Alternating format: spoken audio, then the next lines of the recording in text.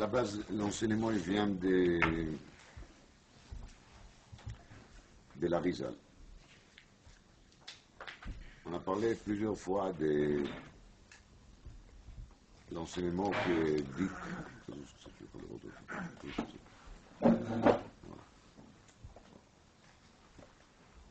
On a parlé de l'enseignement qui est marqué dans les Zohar et dans l'Arizal, que Moshe Rabbeinu, en vérité, c'est la troisième fois qu'il vient au monde. Parce que la première fois, Moshe Rabbeinu, il était Hevel, le fils d'Adam Arishon. Après, il était Shet, comme c'est marqué dans le Pasuk, Shat li Elokim ben Acher. Donc évidemment, Caïn, il n'a pas retourné, mais Hevel, il a retourné. Et la troisième fois, c'est Moshe. Le Simanach, le mot Moshe, Mem, Shin, He. Donc Moshe, Shet, Hevel. Donc ça, c'est un enseignement très connu. L'Arizal, il a fait déjà de la monnaie, ça veut dire il a détaillé. Qu'est-ce qu'il a détaillé? Il dit comme ça. Quand on prend le mot Moshe,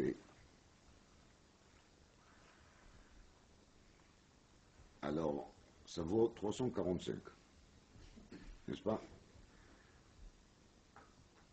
Alors il y a 345 dans le nom de Moshe lui-même. La valeur numérique de Moshe, c'est 345. La valeur numérique de Hevel, c'est 37. C'est-à-dire que si j'enlève 37, parce que dans Moshe, il y a une partie qui est Hevel. Et Hevel, il vaut 37, Hei Bet Lamed. J'enlève des 345, 37, j'ai combien? 308. Alors, il a dit l'Arizal, et ça c'est Midbaer Ba'arichut, dans l'Arve Nachal, dans Parshat Korach. Il a dit l'Arizal là-dessus, Kacha. Korach, ça vaut combien? 308. Kouf, Reish, Chet, ça vaut 308. Donc Korach, il est en face de Moshe. En face, pas en face, contre Moshe. C'est le parallèle péjoratif de Moshe. Il se dispute avec Moshe. La valeur numérique de son nom, elle est quoi? 308. Et si j'enlève les Hevel, les 37, de la valeur numérique de Moshe, ça fait quoi? Ça fait Korach.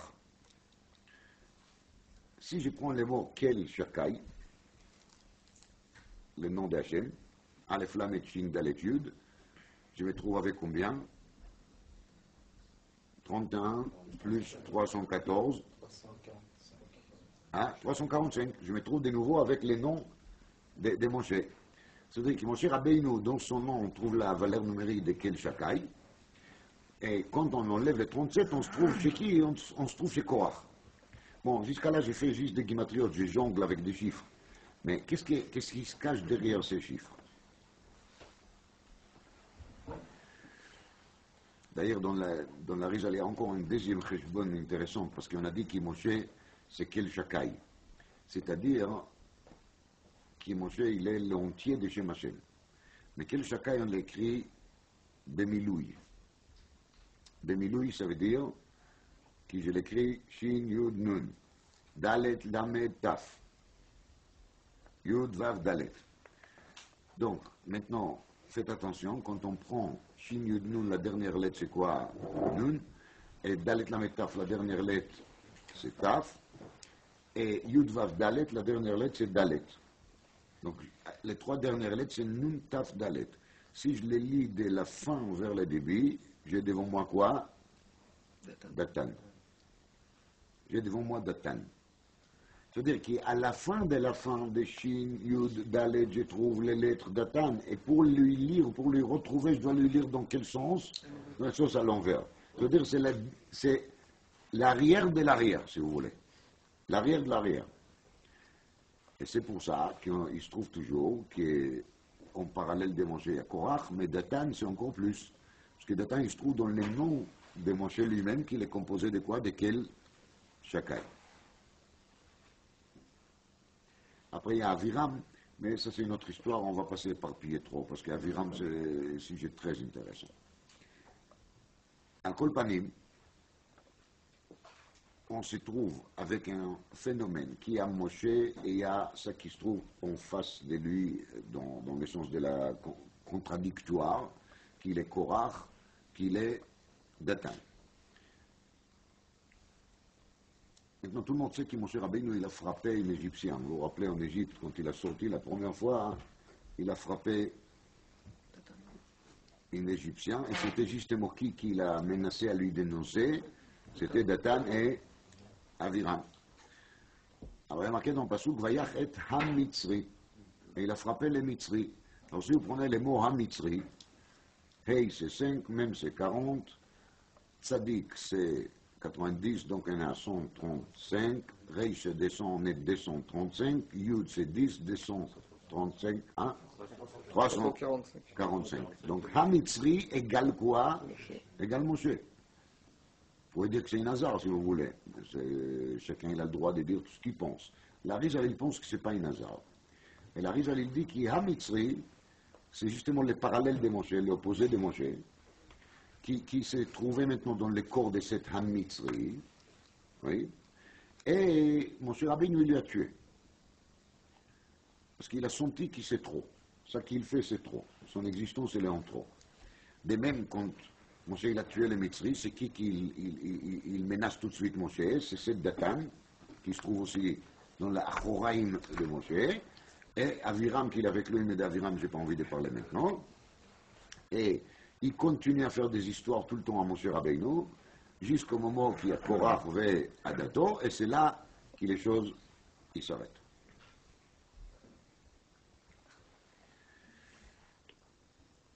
Alors, quel est le secret qui se cache derrière? Mettons de côté les guimatriotes qui sont très très beaux, c'est très fort comme découvert qu'il a découvert la Rizal, mais qu'est-ce qui se cache derrière tout ça? On se trouve ici devant un phénomène qui il existe depuis la création du monde, et probablement jusqu'à aujourd'hui, même si on ne les voit pas. C'est-à-dire, depuis la création du monde, on voit qu'Adam Arishon, il avait deux enfants, un qui est Caïn, et l'autre qui est Hevel. Et c'est pas la peine de vous dire que ça a été positif, négatif, c'est clair. Ensuite, on trouve le même phénomène, les machal, chez Yaakov et Isav. Ensuite, on trouve le même phénomène chez Moshe d'un côté et Korach, Datan, Vaviram de l'autre côté. Alors, en vérité, dans la finesse, c'est très très fin. Et la Rizal, il explique ça avec des mots qui sont des mots de Kabbalah, mais nous, on n'est pas des Mekoubalim. Donc, on va essayer de simplifier au maximum pour dire les choses d'une façon qu'on va comprendre un peu et qui ça peut nous amener un peu de la force pour lutter contre nous-mêmes, on va dire. Pas contre les autres. Hein. Parce qu'il faut bien comprendre que dans chacun de nous, même chez Moshe Rabbeinu, il y a des particules positives comme il y a des particules négatives. Seulement. Bon. On vient de dire que Moshe Rabbeinu, il avait chez lui 37 côtés Hevel et le reste. Maintenant, qu'est-ce que ça veut dire que je les partage en des groupes, comme il a dit la Rizal? Pour vous, chez Moshe Rabbeinu, il y avait dans son existence, dans son neshama, on va appeler ça, un parti qui était déjà parfait. Parfait, je veux dire que ce n'était pas un potentiel, c'était quoi? C'était déjà un potentiel travaillé. Cette partie qu'il a hérité de qui? De Hevel, il était déjà acquis, arrangé, c'est net, c'est après payer l'impôt, etc., c'est vraiment dans la poche. Ça s'appelle, Beléchonon, chez la Rizal, Bekoah. Bepoal. Ça veut dire que ça a été déjà pratiqué, concrétisé. D'accord? Maintenant, il reste chez Moshe Rabbeinu encore les 308, qu'il est Bekoah. Ça veut dire que c'est un potentiel qu'il a à se travailler et à se servir de ces 308 qui manquent pour les concrétiser aussi vers les bons côtés. Chez Korach, c'est juste le contraire. Il a chez lui une majorité qui est quoi? Qu'il est 308 qui sont Bépoal dans les mauvais côtés, et les 37 qu'il est dans les bons côtés. Une question de pourcentage. Maintenant, il faut savoir qu'il y a un principe qui s'appelle la libre arbitre. Et je le dis tout de suite parce que ça risque de nous donner de mauvaises idées. Même une personne, on va dire comme Esav, qui c'est sûr qu'il est né avec des données de base qui n'étaient pas géniales. Esav, à la naissance, et même avant la naissance, il avait déjà des tendances qui n'étaient pas extraordinaires. Mais si cet Esav, il décide qu'il va faire quoi?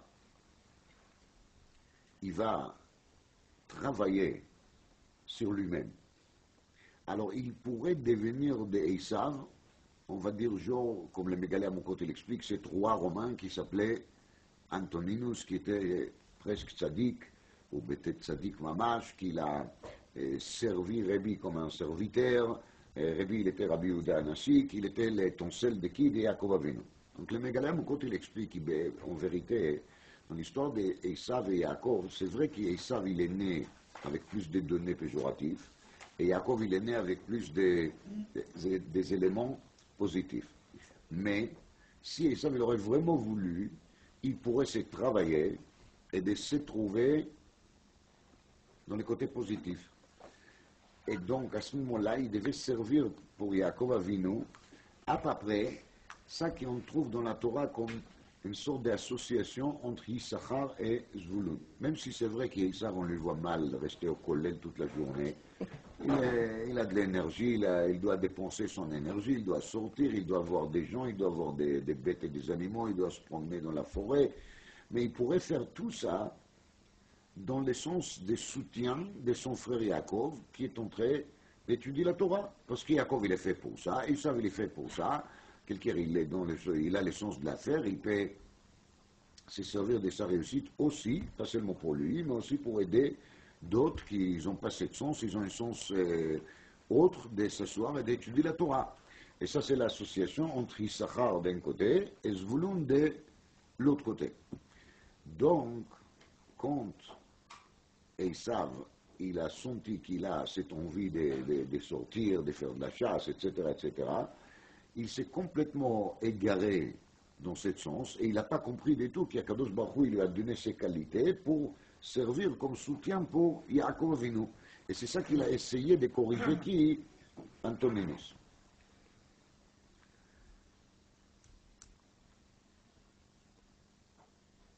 Alors on va dire comme ça. Moshe, Yaakov, Evel, c'est le côté positif, qu'il est dans le concret. Chez Korach, c'est le côté négatif qu'il est concret, et le côté positif, il est potentiel. Si Korach, il avait l'intelligence de faire quoi? De ne pas être si orgueilleux que ça, et de ne pas chercher des kavod, etc., comme le Chachamim nous raconte qu'il a pensé qu'il doit avoir une place plus importante et devenir aussi Kohen Gadol, alors il était intelligent, il devait se travailler, il pouvait devenir vraiment l'adjoint ou l'associé et qui coopérait avec Moshe et Aaron pour les kavod de la Torah, pour les kavod d'Aaron qu'il apportait et pour le bien des clans d'Israël. Donc à la place qu'il y aura seulement Moshe et Aaron, on aurait trouvé un triangle Moshe, Aaron et Korach. Et comme j'ai l'habitude de répéter tous les ans, il y a l'enseignement de l'Arizal qui dit Tzadik, Katamar, Ifrach. Tzadik, c'est Kouf à la fin. Katamar, c'est Resh à la fin. Ifrach, c'est avec Chet à la fin. Sofei Tevot, Korach. Ça veut dire qu'il Acharit Ayamim, à la fin des jours, Korach, il va se retrouver Tzadik et il va refleurir comme un palmier. Donc, on voit bien que chez Korach, c'est pas comme on pense que c'était un fou, c'était un rachat simple. C'était un rachat très fin. C'était un rachat à l'excellence. Et là, Tidlavo, il est plus rachat. Il est tzaddik. Alors, dans la chambre de Chachamim, ça veut dire que Moshe, il est devant, et Korach, il est derrière. Dans le cas des Datan, on les voit encore plus, parce qu'il est les dernières lettres de Shindal Etude. Yaakov, il est devant, c'est la partie la plus importante, et Esav, il est derrière. Mais la solution pour régler les problèmes, elle est très simple. Korach, il devait se servir de toutes les particules qui sa neshama il possède, dans le sens d'Avodat Hashem. Alors, quelqu'un qui a, par exemple, le sens de l'orgueil, qu'est-ce qu'il peut faire avec ça? Korach, il était orgueillé. Alors, il devait se servir de cet orgueil pour vouloir faire des choses qui étaient dans le cadre de son travail, de son rôle. La dit, Kinat Sofrim Tarbe Chokhmah. C'est-à-dire la jalousie qu'il y a entre des Talmidei Chachamim, entre les gens qui étudient la Torah, c'est quelque chose qui peut devenir positif. Pourquoi? Parce que c'est Marbe Chokhmah. Quand moi je vois quelqu'un qui connaît tellement des pages de Gemara, je suis jaloux. Alors, ça ne sert à rien d'être jaloux pour être jaloux. Alors, je suis jaloux, qu'est-ce que je vais faire? Je vais essayer d'étudier un peu plus et je vais connaître encore quelques pages de Gemara. C'est-à-dire, je vais prendre l'essence qui s'appelle la jalousie, cette nature qu'il a l'être humain de la jalousie, et je me sers de ça pour faire ça qu'il peut faire pour devenir aussi grand. Mais il y a des gens qui essayent de se servir de la jalousie pour rabaisser l'autre et pour prendre la place de l'autre. Et ça, c'est comme interdit. Donc, si on se sert de tous ces mauvaises midotes à l'endroit qu'il faut, c'est là qu'on arrive à enlever des mauvais côtés qu'on a chez nous, et on arrive à faire sorte que tous les particules deviennent positifs, même ce qui était jusqu'à maintenant négatif. Maintenant, si par contre, je me trouve en face, disons, Yaakov et Esav, je les mets maintenant de côté, parlons de Moshe et Korach, c'est plus simple. Si j'ai devant moi Moshe et Korach, et je vois que Korach, il est dans le mauvais sens, et Moshe Rabbeinu, ils sont, qui justement, les 308 de lui, qui sont prisonniers chez Korach, ils sont maintenant prisonniers, parce que Korach, il a l'intention de se servir de ces 308. Dans quel sens? Dans le sens dangereux de la révolution générale qu'il essaye d'entraîner dans l'éclat d'Israël. Alors à ce moment-là, Moshe Rabbeinu, il doit faire quelque chose qu'il est quoi? Qu'il est pidyon shuvim, une sorte de racheter ces particules et de les ramener chez lui. Pour faire ça, Moshe Rabbeinu, il doit exceptionnellement se servir des méthodes qu'il n'a pas du tout l'habitude de faire. Je ne sais pas si je m'explique assez bien. Les faits, on a dit que l'essence de la jalousie, par exemple, il est péjoratif. Mais si la personne qui a cette nature, il va se servir de ça pour justement devenir, par exemple, un Mitracham, c'est très très bien. Donc il a réparé cette mauvaise nature qu'il a qui s'appelle la jalousie, vous voyez? Et c'est comme ça qu'on sauve la situation, on arrive à tout retourner vers l'essence de l'Avodat Hashem. Maintenant, si la personne qui possède cette mauvaise mida, il ne se sert pas dans le sens qu'il faut, il y a maintenant toujours en face de lui son parallèle. Et son parallèle, c'est qui? C'est Moshe Rabbeinu. Qu'est-ce qu'il doit faire, Moshe Rabbeinu, maintenant? Il doit neutraliser la puissance de qui? De Korach. Alors, qu'est-ce qu'il va faire, Moshe Rabbeinu? Il va prendre tous ces partis positifs.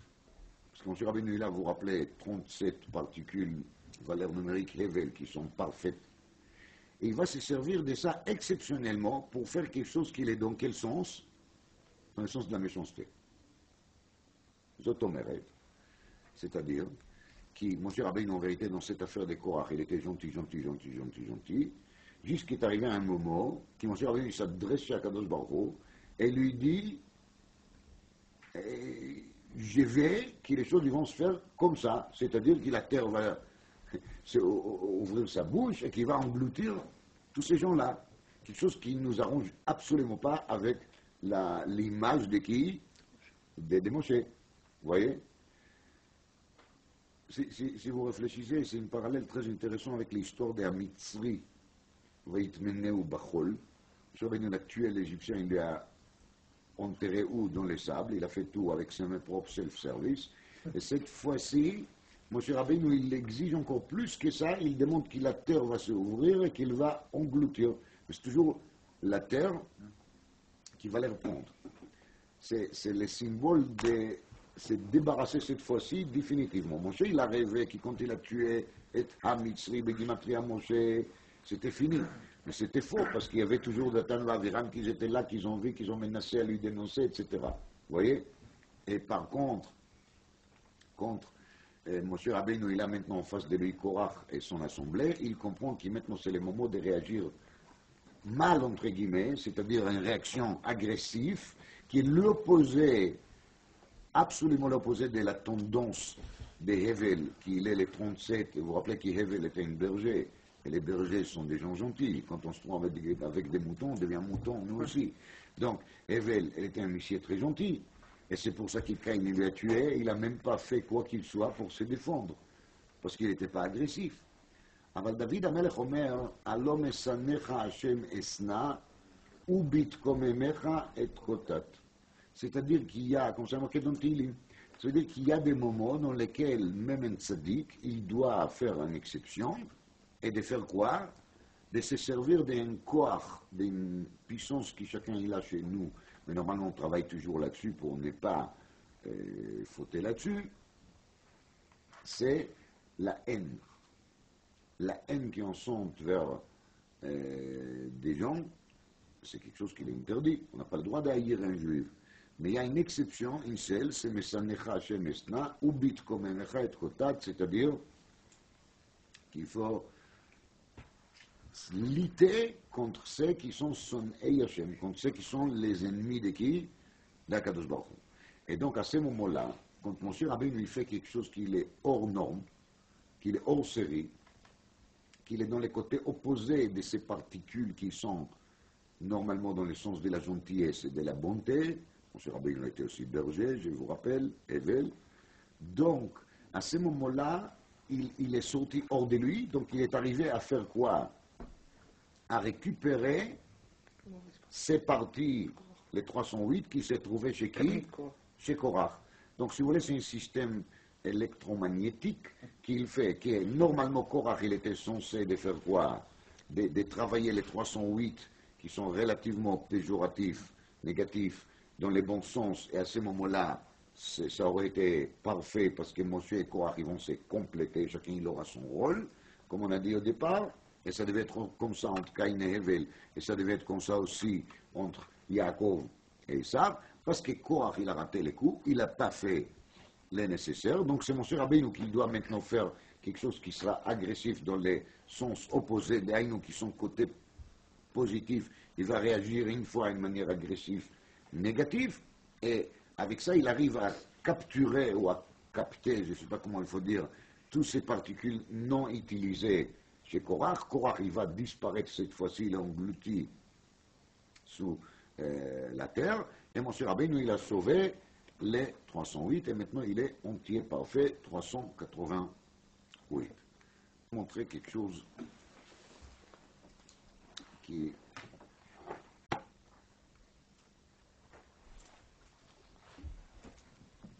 marqué dans les Navi.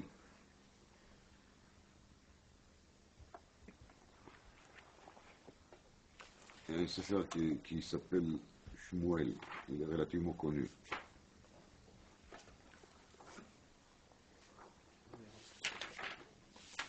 Dans Sefer Shmuel,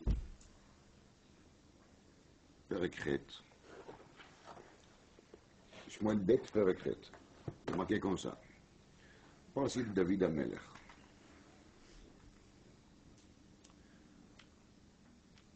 Vous vous rappelez, David, c'est lui qui a fait les Teilim, qui juste à la fin de Perek Zayin, on voit ici une tfila extraordinaire que David y fait devant Akadosh Baruch Hu. Je vous lis juste une ou deux versets comme ça pour se mettre un peu dans l'ambiance. ויבוא המלך דוד וישב לפני השם ויאמר מי אנוכי השם אלוקים ומי ביתי כי אביא אותני עד הלום. Qui je suis moi, qui est ma maison qui m'a amené jusqu'à là, parce que là il a commencé déjà à réussir. Il avait une très jolie prophétie de Nathan Hanavi qui lui a dit, Bekitsur, David il a dit, על על כן גדלת השם אלוקים כי אין כמוך ואין אלוקים זולתך, ויגדל שמך עד עולם כי אתה השם צבקות אלוקי ישראל. על כן מצא עבדך את ליבו להתפלל אליך את התפילה הזאת, הואילו ברך את בית עבדך להיות לעולם לפניך, ומברכתך יבורך בית עבדך לעולם. Rappelez David, il est réveillé tous les nuits, jusqu'à minuit il somnole, à minuit il y a un arbre qui commence à jouer la musique tout seul, et après il passe la nuit en faisant Shirot Vetish Bachot, vous vous rappelez, la journée il étudie la Torah au Beth Midrash. David, nous, Maïs le Daber, Tili. Perek Chet, jusqu'à là j'étais Perek Zayn, maintenant je passe au Perek Chet. Vayach Arechen, Vayach David et Plishtim. ויקח דוד את מתג האמה מיד פלישתים. David, il a pris quelque chose de ces plishtim. C'était un appareil qui s'appelle מתג האמה.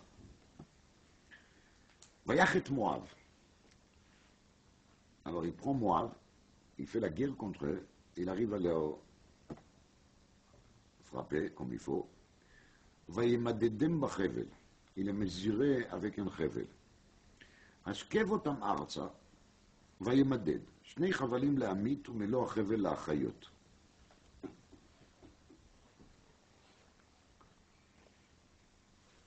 Donc il a mis les Moabites, il les a fait allonger par terre, et il prend l'appareil qu'il a pris chez les Pélishtim, et il mesure. Il mesure comment? 2 חבלים לעמית, donc 2 mesures, il va les tuer. וחבל אחד לאחיות. Troisième, il les laisse vivants. Ainsi passent les hommes de Moab un après l'autre, et il les retire à cette manière, à la réglette, juste par mesure. Non, il tue des gens à kilo, par mètre. Ba'al Atimi.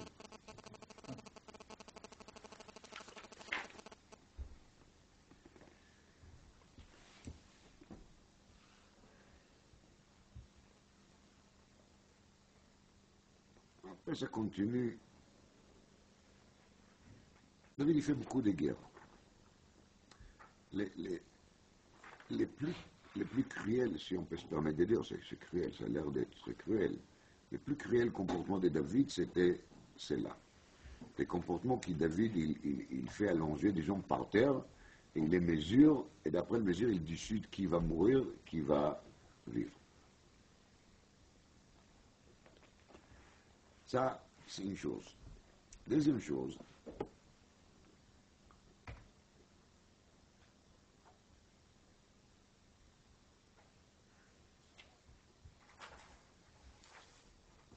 c'est un enseignement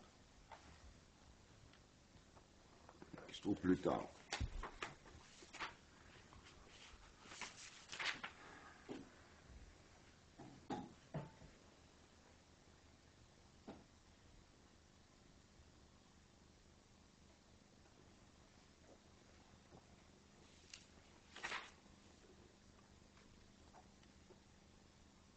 Perek Yudbet, il y a marqué, Perek Yudbet, Pasuk Chavav, toujours dans Shmuel Bet.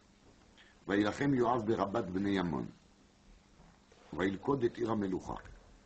יואב, c'était comme tout le monde sait, le chef d'état-major de David. וישלח יואב מלאכים אל דוד ויאמר, נלחמתי ברבה וגם לכדתי את עיר המים. ויאסוף דוד את כל העם וילך רבתה. Donc David, il a réuni tout le reste de l'armée, il est venu pour aider Yoav. וילחם בה וילכדה. ויקח את עטרת מלכם מעל ראשו. Il a pris de là-bas les couronnes des rois de Bnei Ammon. ומשקלה כיכר זהב ואבן יקרה. C'était une couronne qui était faite en or, qui pesait כיכר זהב. C'est quelques centaines de kilos. וחוץ מזה היה אבן יקרה. דהיינו, il y avait encore des pierres précieuses qui étaient collées là-dessus. ותהי על ראש דוד. Maintenant, j'espère qu'il n'y a pas de cardiaques parmi nous, parce qu'elles sont 20 ans en bon état de santé. Alors, il a pris les couronnes de ces rois et il a mis sur sa tête.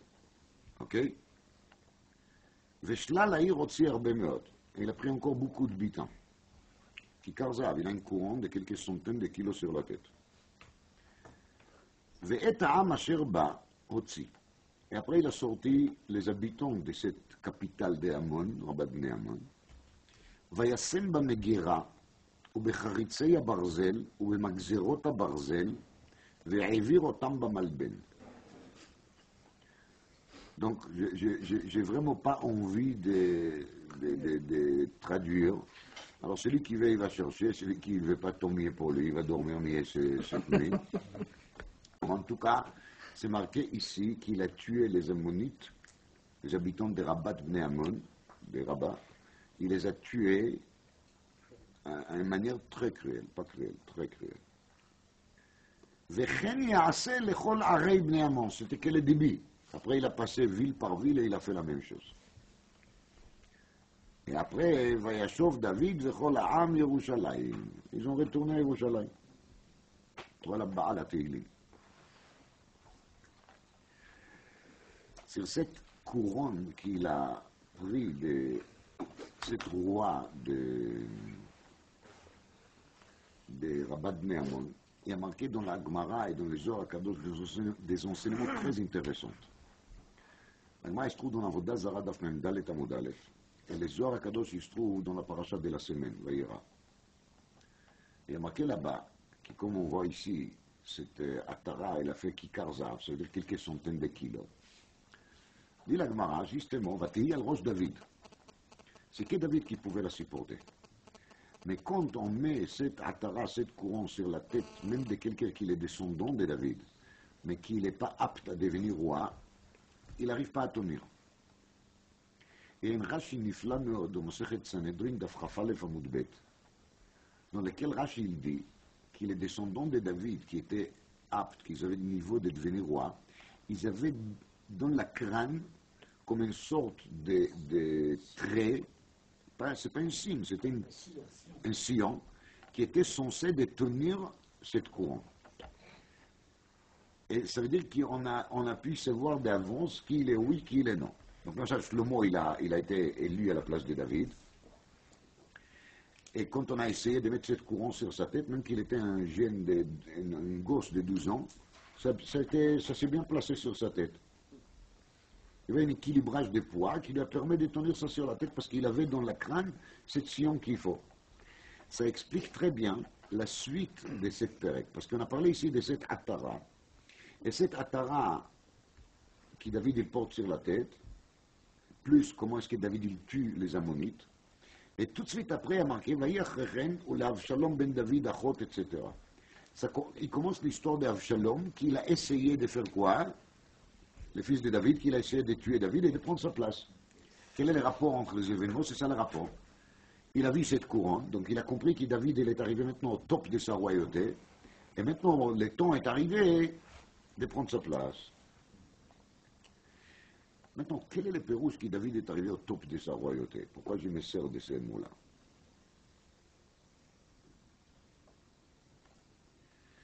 On a bien dit que Korach, Moshe et Yaakov Esav, Cain et Hevel sont les partages entre les bons et les mauvais, positifs, négatifs, לא חשוב. Emet ve sheker, noir et blanc, dites-les comme vous voulez. Les mots, je laisse aux professionnels de la langue. בלשון חכמים זה נקרא קדם ואחור. דהיינו, לדבון et l'arrière. אז למשל, on a parlé il y a quelques années de l'enseignement qui Lot, il est l'Achoraim d'Abraham. Lot, il est l'Achoraim d'Abraham. Lot, il est derrière Abraham. C'est-à-dire que si Lot, il aurait travaillé bien comme il faut, Abraham, il lui a dit, toi, tu penses quitter mon neveu? Tu te trompes. Alors, Anashim Achim, Anachnu. C'est-à-dire, en vérité, si tu veux, toi, Lot, tu peux devenir quoi? Mon frère, comme moi. Mais tu es bête. Alors tu vas au Sdom. Voilà qu'est-ce qui se passe. C'est là-bas que tu trouves ta place. Qu'est-ce que je peux faire? Tu es bête, tu es bête. L'autre, il était les neveux d'Abraham, mais en vérité, il était les frères d'Abraham, et les frères côté arrière. On a expliqué longuement, c'est aussi la Rizal qui développe comment est-ce que Lot, il est l'Achoraim d'Abraham. Donc, Korach, il est l'Achoraim de Moshe, et les mêmes choses, c'est Yaakov qui est devant, et Esav, il est derrière. Mais quand les choses se renversent, ça veut dire qu'Esav, il essaye d'avaler Yaakov, et sauf c'est sa tête qui est coupée, il tombe dans la grotte, comme tout le monde connaît la fin de l'histoire, et Korach, il est englouti, etc., etc. Et Caïn, il pense qu'il a tué Evel, mais en vérité, Evel, il est devenu qui? Moshe. Donc, de même, comme Lot, il est la Choraim d'Abraham. Maintenant, Lot, il se trouve à Sdom. Oui. Et à Sdom, il est prisonnier. Et quand il est prisonnier, il est sauvé par Abraham. Et il y a marqué de nouveau, Ishma Abraham qui nishba achiv. Et qu'Abraham, chaque fois quand il pense à l'autre, il pense de lui comme qu'il était quoi? Comme qu'il était son frère.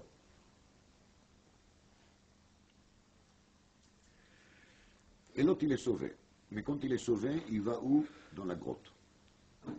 Et là, il se passe, ça qu'on connaît tous, entre lui et ses filles. Et c'est à l'intermédiaire des vins qu'il boit.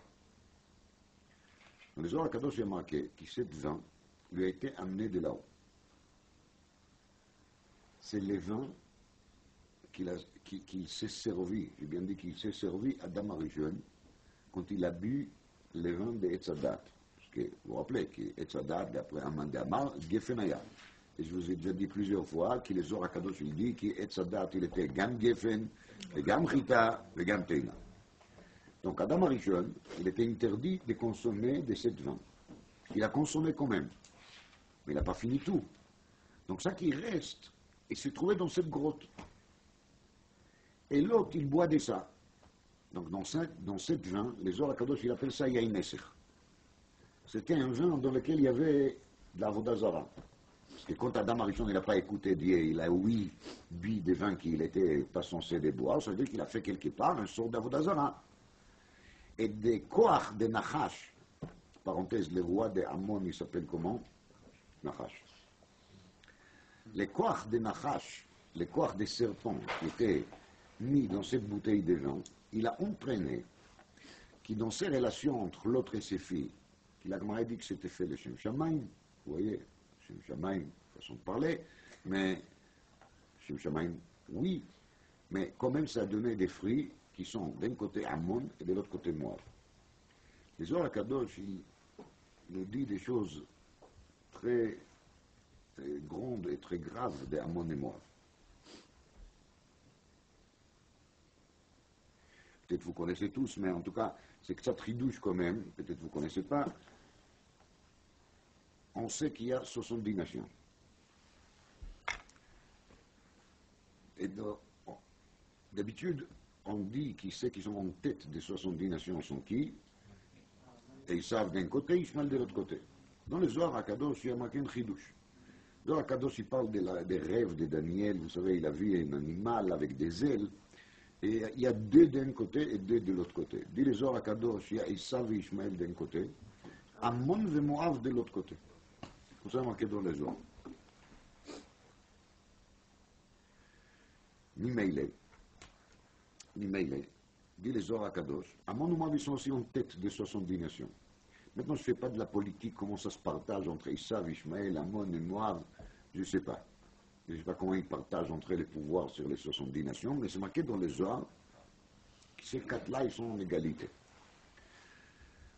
Donc il y a une puissance péjorative qui s'appelle Ammon ou Moab. Les deux, ils sont les descendants de Lot, les fruits des relations entre Lot et ses filles. Maintenant, regardez. La première, elle est appelée Ammon. La première, c'est, quand je dis la première, c'est pas l'ordre chronologique. En tout cas, il y a une qui appelle son fils Moab, qui veut dire Me'av. oui, des pères, de mon père. La deuxième, ou la première, je l'ai mentionné, elle est tsnoua, elle est pudique, elle garde la pudeur, donc elle ne l'appelle pas Moab, elle l'appelle comment? Ammon, ça veut dire qu'ils viennent des mêmes peuples. Am, peuple. C'est gentil, non? C'est vraiment tsniout. Une fille qui va avec son père, mais après il lui appelle comment? Ammon, parce que ça se fait pas. Ça se fait pas, alors pourquoi tu fais? Mais c'est comme ça. Je critique personne. On ne peut pas critiquer des gens qui voient devant eux quelque chose comme la destruction des Sdom. On peut devenir fou. C'est évident. Quel est le Shem Shamaim? Non, le Shem Shamaim, la Gemara, elle parle de ça. Dans la pratique, les deux, Ammon et Moab, deviennent des peuples qui ont des puissances très graves. Des puissances qui n'est pas bien du tout. La Vodazara de Moab, elle est laquelle? Péor. Péor, c'est la Vodazara de Moab. La Vodazara de Moab, Péor, elle est une des plus dégoûtantes, si pas la plus dégoûtante. C'est des gens qui font leurs besoins, leurs grands besoins devant l'idole. Vous vous rendez compte? Ça, c'est la Vodazara. Avodata Bekar. Il n'y a pas quelque chose qui est le plus dégoûtant que ça. D'extérioriser tout ce qui est sale, tout ce qui est déchet. Ça, c'est Moab. Ça, c'est le Omeka Vodazara Peor. Ça se trouve déjà dans les noms Moab. C'est-à-dire que cette fille, elle ne s'est pas gênée. Elle ne s'est pas gênée de lui appeler Moab. Donc c'est pour ça que l'idolâtrie à eux est une idolâtrie qui est la plus grossière possible. L'autre, elle était pudique, hein, elle lui a appelé Moab, c'est Ammon. Donc c'est quelque chose qui il est caché. C'est une avodazara qui est bepnimiyut. Alors là, il y a marqué al rosh Malkam, mais bémet, c'est pas Malkam, c'est aussi Milkom. Et Milkom, c'est les Molech. C'est une avodazara.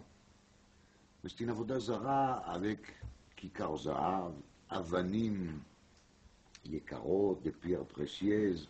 Extérieurement parlant, c'est impeccable. C'est quelqu'un qui se cache des fois derrière un barbe ou derrière un grand chapeau noir et d'autres choses. Et il se considère impeccable. Rak Bnei Ammon, c'est Akol. Rien de plus. Hein. On est pudique. Mais ça n'empêche pas que l'intérieur, il est pourri. Complètement pourri. La Gemara, elle demande là-bas, dans Avodah Zarah Daf Mem Dalet, comment David, il a pu se servir de cette couronne qui est, comme on découvre maintenant, une sorte d'idolâtrie. Et la Gemara, elle répond ce qu'il répond. Il y a une réponse d'après la halakha impeccable. Dit les Zohar HaKadosh, David,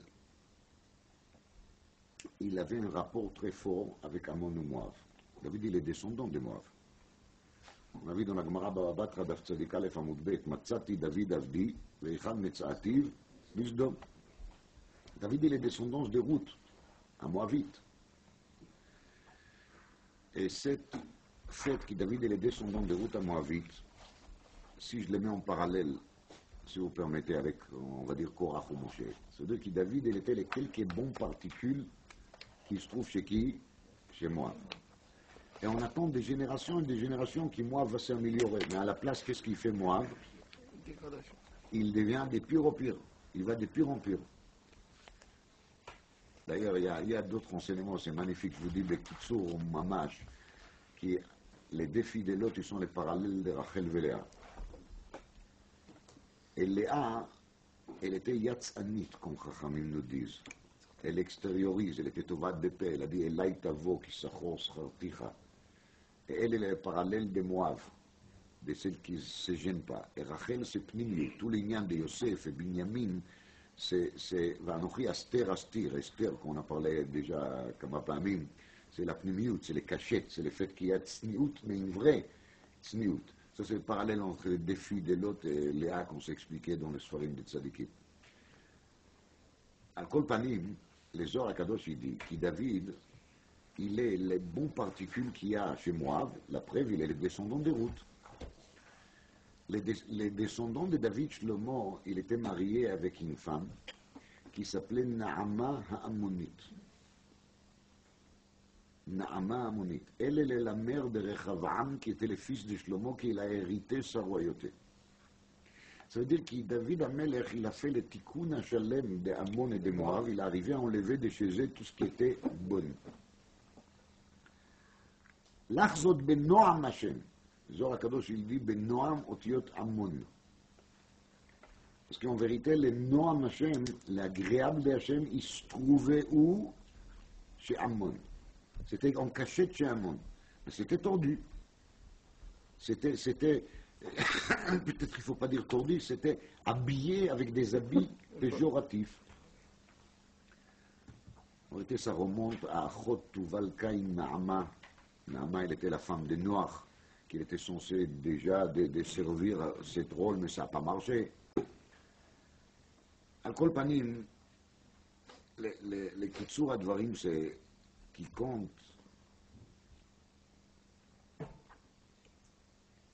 Quand David Amelech, il a